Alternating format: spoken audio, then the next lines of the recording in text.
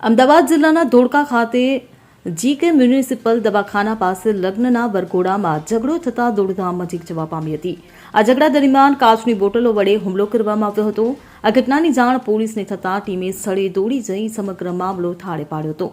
ધોળકા ખાતે રવિવારે રાત્રે 11 વાગે લગ્નનો વરઘોડો પંચશીલ 4 રસ્તા બાજુથી લકી ચોક વાલા રોડ પર જઈ રહ્યો હતો. ત્યારે જીકે મ્યુનિસિપલ દવાખાના પાસે આ વરઘોડો પહોંચતા વરઘોડામાં બે વ્યક્તિ વચ્ચે કોઈ કારણસર ઝઘડો થયો હતો. ત્યારે ઝઘડનારાઓએ અહીં ઉભેલી બરફ ગોળાની લારીમાંથી કાચની બોટલો ઉપાડી તેનાથી હુમલો કરતા દોડધામ મચી હતી. એક વ્યક્તિના માથાના ભાગે બોટલ વાગતા તેને પાર્શ્વનાથ હોસ્પિટલ લઈ જવામાં આવ્યો હતો. સૂત્રો દ્વારા મળતી માહિતી મુજબ બીજા વ્યક્તિને પણ ઈજા પહોંચી હતી. તેને મઘિયા બશીરઘર હોસ્પિટલમાં લઈ જવામાં આવ્યો હતો.